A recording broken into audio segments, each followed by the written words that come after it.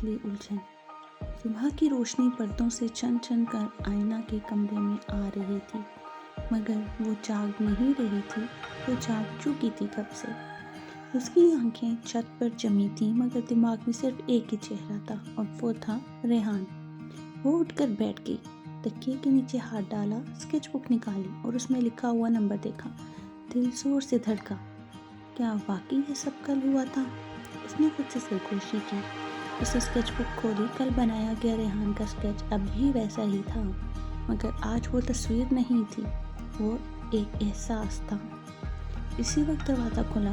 آئینہ، ناشتہ ٹھنڈا ہو رہا ہے، ہنا کی آواز آئی۔ آئینہ چونک گئی، جلدی سے اسکیچ بک بند کی۔ آ رہی ہوں۔ ناشتے کی میز پہلی بچھائی۔ ہنا اسے غور سے دیکھ رہی تھی۔ کیا بات ہے؟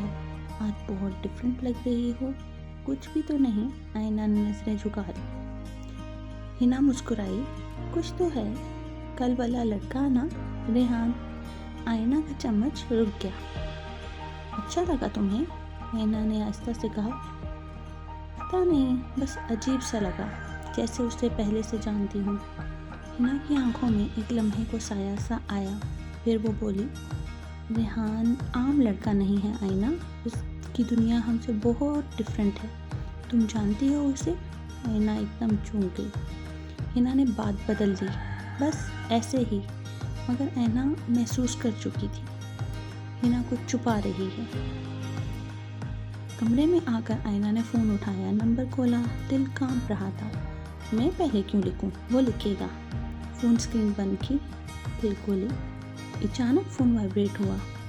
Good morning dream girl. آئینہ کی سانس رک گئی۔ چند سیکنڈ بعد دوسرا میسج۔ کل کے بعد نیند نہیں آئی؟ امید ہے آپ کو بھی ریحان۔ آئینہ نے فون سینے سے لگا لیا، پھر خود کو سنبھالا اور لکھا، نیند تو آئی، مگر خواب عجیب تھے۔ جواب فوراً آیا، میں بھی شاید ان خوابوں میں تھا۔ آئینہ کے ہونٹوں پر بے اختیار مسکراہٹ آ گئی۔ دوسری طرف ریحان اپنے آفس میں تھا، مگر فائلوں میں نہیں۔ اس کے دل میں کچھ اور ہی چل رہا تھا۔ آئینہ کے خیال میں گم تھا۔ اچانک دروازہ کھلا۔ آصف دروازہ کھول کر اندر آیا۔ اوہ، مسٹر احمد مسکرا رہے ہیں، یہ میریکل کب ہوا؟ ریحان نے فون الٹا رکھ دیا۔ کچھ نہیں۔ آصف کرسی پر بیٹھ گیا اور کہنے لگا، وہ لڑکی ہے نا کافی شاپ والی؟ ریحان نے ایک دم اس کو دیکھا۔ تمہیں کیسے پتا؟ آصف ہلکا سا ہنسا اور کہا، کیونکہ تم اس طرح صرف ایک ہی وقت میں دیکھے گئے تھے، روز صبح سے پہلے۔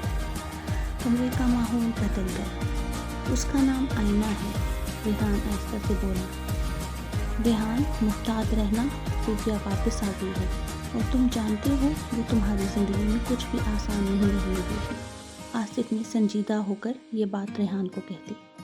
ریحان نے ایک دم آنکھیں بند کر لیں اور کہا، میں آئینہ کو اس سب سے دور رکھنا چاہتا ہوں۔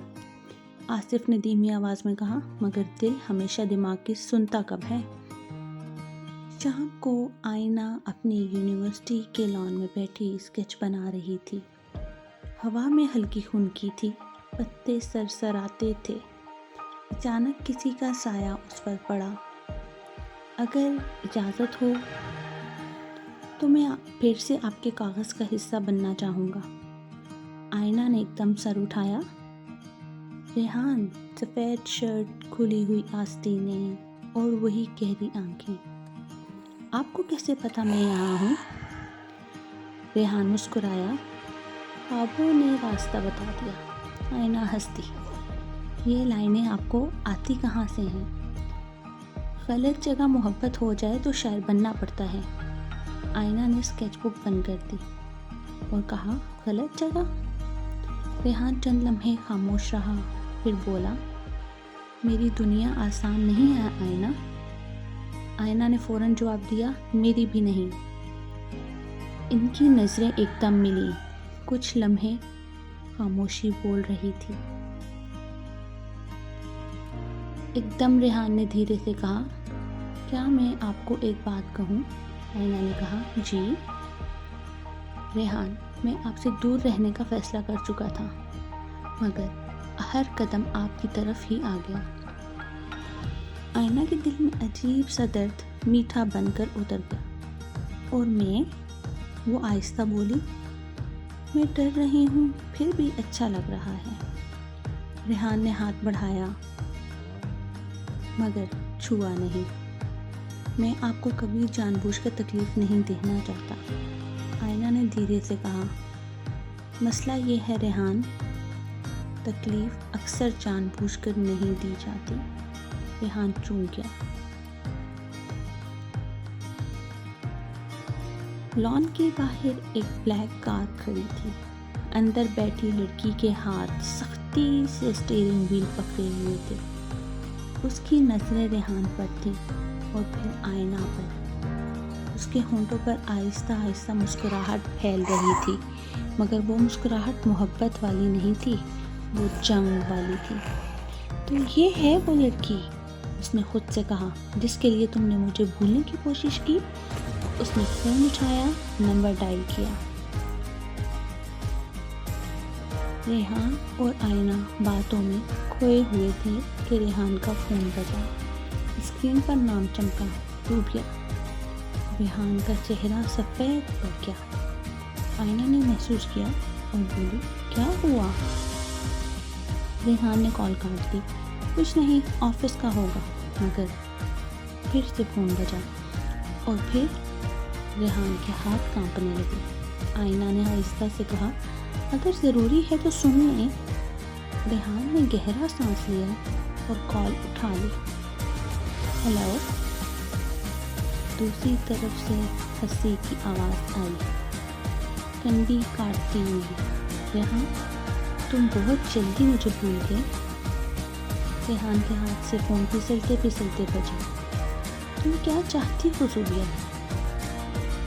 روبیہ نے کہا، صرف تمہیں یاد دلانا کہ جو کہانیاں ادھوری چھوڑ دی جائیں وہ نئی کہانیوں کو بھی پورا نہیں ہونے دیتی۔ ریحان نے ادھر ادھر دیکھا۔ آئینہ چند قدم کے فاصلے پر کھڑی تھی۔ اور ہاں، روبیہ نے نرمی سے کہا، تم جس لڑکی کے ساتھ ہو نا، اس کا تعلق تمہاری زندگی سے تم سوچ سے بھی کہیں زیادہ خطرناک ہے۔ تم بکواس کر رہی ہو، ریحان نے کہا۔ روبیہ ہنسی، جلد پتہ چل جائے گا، بہت جلد۔ کال کاٹ دی گئی۔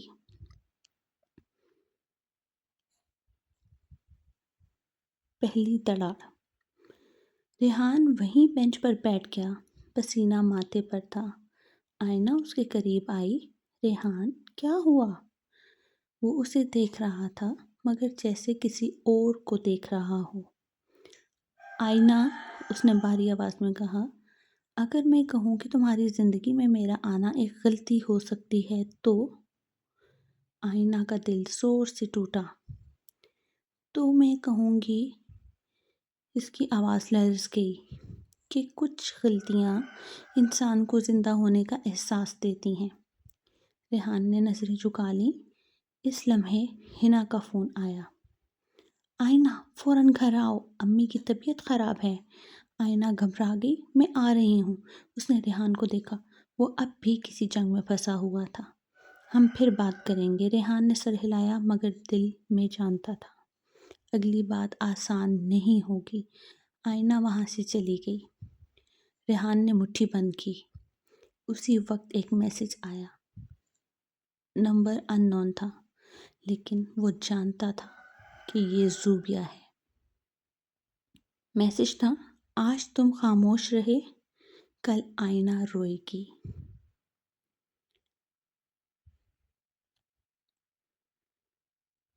ریحان کی آنکھوں۔ روبیہ آئینہ کے بارے میں کیا جانتی ہے؟ حنا ریحان کی فیملی سے کیسے جڑی ہے؟ اور کیا واقعی آئینہ کی زندگی میں ریحان کا آنا ایک بہت بڑی غلطی بننے والا ہے؟ ایپیسوڈ 3 میں پہلی بڑی غلط فہمی، ایک چونکا دینے والا انکشاف اور آئینہ کے دل پر پڑی گہری چوٹ۔ اگر آپ اگلی ایپیسوڈ کے منتظر ہیں تو بیل آئیکن پہ کلک کر دیں اور ہمارے چینل کو سبسکرائب کر دیں۔ شکریہ۔